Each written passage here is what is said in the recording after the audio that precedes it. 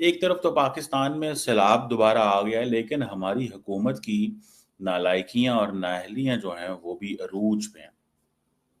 मैं अगर आपको इस पे थोड़ा सा एनालिसिस आज दूं, मैं सुन रहा था कि जो पाकिस्तान का फाइनेंस मिनिस्टर है उसने बड़ी शॉकिंग बात की है कि पाकिस्तान को 11 अरब डॉलर मिला था as an aid for floods 2022 में।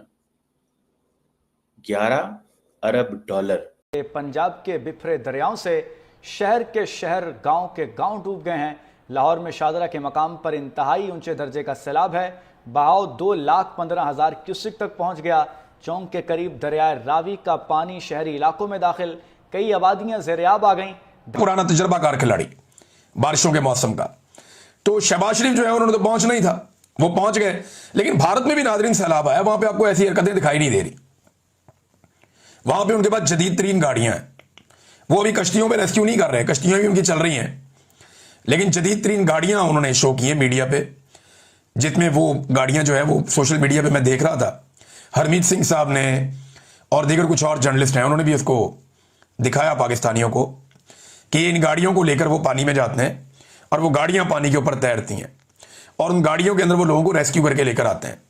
अब उन गाड़ियों में कोई एक्टर नहीं बैठे हुए, कोई टिकटॉकर्स नहीं बैठे हुए, खाली गाड़ियां जा रही हैं, खाली गाड़ियां भर के वापस आ रही हैं। And Pakistan fail to utilize that money. तकरीबन फौरन जो लैंडर्स थे उन्होंने 11 बिलियन डॉलर्स प्लेज किए, जिसमें 4.6 billion dollars was oil financing.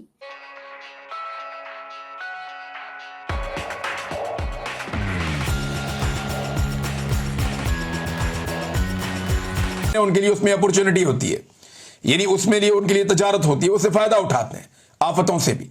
तो ये लोग भी आफतों से फायदा उठाते हैं, इसको अपनी मुनाफे के लिए, अपनी सियासी बका के लिए इस्तेमाल करते हैं और अपने जाती मुनाफे के लिए इस्तेमाल करते हैं। वो ये कर रहे हैं, आप देख रहे हैं। भारत में भी नादरीन सैलाब आया हुआ, लेकिन आपको ये चीप हरकतें वहां होती हुई दिखाई नहीं देंगी।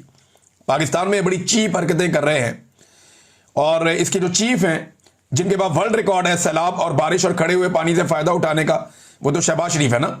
शहबाज शरीफ का बड़ा पुराना कुछ 40 साल का तजर्बा है खड़े हुए पानी से, बारिश से और सैलाब से फायदा उठाने का बड़ा, और लोगों को वहां पे रेस्क्यू किया जा रहा। तो इंडिया में तो ये हो रहा, लेकिन पाकिस्तान के अंदर जो है वो टिकटॉक ही खत्म नहीं हो रहे। गवर्नर पंजाब क्यों पीछे रह जाए, वो भी पहुंच गए दरिया रावी पे वीडियो बनाने के लिए। अब जो कश्तियां बेचारी काम करने के लिए, गरीबों को उठाने के लिए गई थी, वो वापस आ गई।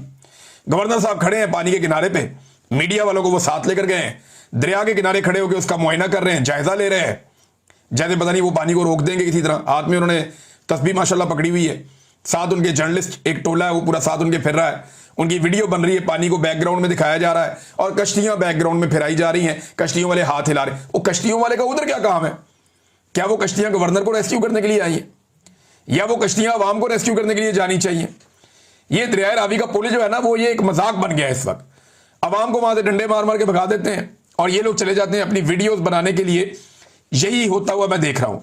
अब जिस आदमी के पास वर्ल्ड कप है सैलाब के अंदर कारकर्दगी दिखाने का और इस पे सियासत करने का, उसने अपना पुराना हुलिया अपनाया और वो पहुंच गया लाहौर में। और लाहौर में आने के बाद जनाबे अली उन्होंने अपनी प्रमोशन शुरू कर दी, हेलीकॉप्टर लेके निकल पड़े। सारे पुराने फार्मूले अब चलेंगे, उसी तरह ही अपनी तशहीर करेंगे। और याद रखिएगा, पाकिस्तान के 95% लोगों तक पहुंचेगा ही कोई नहीं, ये सैलाब मुतासरीन तक कोई नहीं पहुंचेगा। तंजीमें पहुंचेंगी, मकामी लोग पहुंचेंगे, एक दूसरे की मदद करेंगे, ये सब कुछ होगा, लेकिन हुक्मरान उन तक पहुंचेंगे ही नहीं, क्योंकि हुक्मरान जहां भी जाते हैं वहां पे पहले से इनके बंदे इकट्ठे किए जाते हैं, उन्हीं को सैलाब मुतासरीन बनाया जाता है, उन्हीं के जरिए से वीडियोस वगैरह शूट की जाती हैं। जहां इन्होंने जाना है वहां के एमपी एमएनए को इन्होंने पहले बताना है, डीसी को पहले पता होगा और एसी को पहले पता होगा। वो मर्जी का क्राउड थोड़ा सा इकट्ठा कर लेते हैं। इन्होंने तो मेरे ख्याल में आज तक सही सैलाब मुतासरीन देखे भी नहीं है। मैं जानता हूं, हम निकले थे काम करने के लिए, मुझे आइडिया है। अब ये कश्तियां इस वक्त इस्तेमाल होनी चाहिए सैलाब मुतासरीन के लिए। इनमें वजीर बैठ गए हैं, खवातीन बैठ गई हैं, मरियम नवाज कश्ती में बैठ के जनाब घूम रही हैं। भाई आपका क्या काम है? 6 कश्तियां आपने अपने साथ एंगेज कर ली हैं, हर एक के अंदर कैमरामैन आपने बिठाए हुए हैं, हर एंगल से आपकी वीडियो बन रही है। भाई जाके इनको रेस्क्यू करने दें। एक इदारा परवेज अली ने बनाया था जो कमाल इदारा है, रेस्क्यू 1122। इन लोगों ने जबरदस्त काम किया, शाबाश के लायक है। 1122 के लोग हर सियासी वाबस्तगी से अलग होके वो अपना काम कर रहे हैं, और धड़ाधड़ अपना काम कर रहे हैं, इंसानी जानें बचा रहे हैं। अगर किसी इदारे ने बेहतरीन काम किया है तो वो रेस्क्यू 1122 है। उन्होंने फौज से भी ज्यादा काम किया है, बल्कि फौज को तो ये काम में लाना ही नहीं चाहिए। उनका अपना काम है बॉर्डर, उनको वहीं पे रखना चाहिए। अगर इदारे डेवलप होते ना तो किसी भी काम में फौज को ना आना पड़ता। इदारों को डेवलप करना चाहिए, और अगर फौज को लाया भी जाए इमरजेंसी में तो कोई बुरी बात इसलिए नहीं है कि उन्हें कौम बहुत पैसा खर्च करती है फौज के ऊपर और उनकी बड़ी स्ट्रेंथ है, लिहाजा जब कौम को जरूरत पड़े तो क्योंकि कौम बहुत पैसा खर्च करती है इसी मकसद के लिए, तो जरूरत में फौज को काम आना चाहिए और उन्हें काम में लाना चाहिए। लेकिन जो बाकी इदारे हैं उनको भी ऐसे मजबूत करना चाहिए जैसे 1122 काम कर रही है, महदूद वसाइल में बहुत अच्छा काम कर रही है। नाज़रीन, इनकी आप अंदाजा करें, मकबूलियत की आग इन्हें इतनी ज्यादा लगी हुई है कि ये एक वीडियो आई जहां पे यूनिसेफ का एक नलका है, तो ये एक यूनिसेफ का नलका है, उसके ऊपर से स्टिकर इन्होंने हटाने की कोशिश की, वो हटा नहीं है, लेकिन यूनिसेफ के नलके से पानी निकाला जा रहा है। और कितने सस्ते लोग हैं, इनको कितना सस्ती मशहूरी का शौक है। पीछे 2 सरकारी बंदे खड़े किए हुए हैं जिन्होंने हाथ में मरियम नवाज का बैनर पकड़ा हुआ है, और इस एंगल से उन्होंने बनाया कि नलके से पानी निकल रहा है और पीछे मरियम नवाज का बैनर है ताकि प्रमोशन हो जाए मरियम नवाज की। ऊपर नलका किसी और ने दिया, चला कोई और रहा है, बैनर बीच में घुसेड़ा हुआ, और जो 2 बंदे इस वक्त अवाम की मदद में लगने चाहिए थे वो मरियम नवाज का बैनर हाथ से पकड़ के खड़े हुए हैं। ये बेशर्मी और ढिठाई जो है ये पाकिस्तान पर मुसल्लत की है पाकिस्तान की मिलिट्री एस्टेब्लिशमेंट ने। अब सारे के सारे हेलीकॉप्टर कश्तियां हुक्मरानों के इस्तेमाल में हैं, तो अवाम को रेस्क्यू किसने करना है, ये बड़ा सवाल है। महकमे उनकी मदद करने की बजाय हुक्मरानों को टिकटॉक्स भिजवाने में मसरूफ हैं। लोग नाज़रीन अपनी मदद आप कर रहे हैं, यानी कोई लोगों की मदद ऐसा कोई नहीं हो रही। सिंध की हुकूमत को आप देखेंगे जिस वक्त सैलाब आ रहा है और सिंध की तरफ बढ़ रहा है, बल्कि कुछ पानी इजाफी जो है वो सिंध में दाखिल हो गया है और सिंध में सैलाबी सूरत बनेगी, ये बहुत सारे लोग कह रहे हैं। दरियाए झेलम के अंदर भी पानी की कैपेसिटी बढ़ी है क्योंकि इंडिया ने वहां भी कश्मीर से पानी छोड़ा है। उसके अलावा जो दरियाए चनाब है उसकी सूरत अब 3-4 दिन से रिपोर्ट कर रहे हैं। फिर सतलुज और रावी, ये पानी जाना तो दरियाए सिंध में है, तो वहां पे जब फ्लो बढ़ेगा तो सिंध की तरफ सैलाब आएगा। एंड $6.4 बिलियन जो थी रिहैबिलिटेशन एंड रिकंस्ट्रक्शन थी, लेकिन हम क्रेडिबल प्रोजेक्ट्स नहीं लेके आ सके। क्या नहीं लेके आ सके? क्रेडिबल प्रोजेक्ट्स, यानी कि हमारी हुकूमती मशीनरी जो है वो प्रोजेक्ट्स तैयार ही नहीं कर सकी। हमारे लोग जो हैं वो प्रोजेक्ट्स नहीं बना सके, जिसकी वजह से हम नाकाम हो गए। हम उस पैसे को दुनिया को जस्टिफाई नहीं कर सके।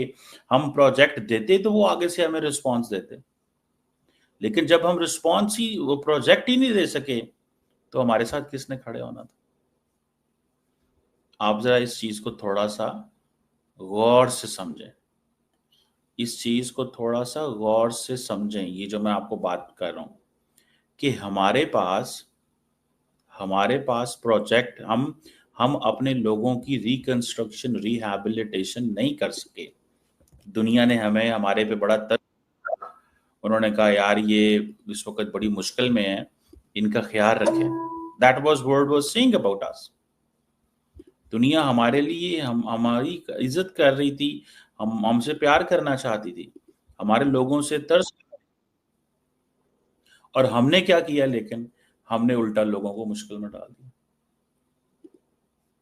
हमने अपने लोगों को मुश्किल में डाला है कि हमारे पास इतनी बड़ी ब्यूरोक्रेसी है पाकिस्तान की। वो ब्यूरोक्रेसी क्या करती है? जरा पता भी तो चले ना कि उस ब्यूरोक्रेसी का क्या काम है, वो कब हमारे लिए काम करेगी। वो अपने लिए तो चलो जो कर रहे हैं करते रहें। आपकी क्या राय है कमेंट करें और शेयर करें। यदि आप चैनल पर नए हैं तो चैनल को सब्सक्राइब करें। वीडियो पसंद आए तो लाइक कमेंट शेयर करें। जय हिंद, वंदे मातरम।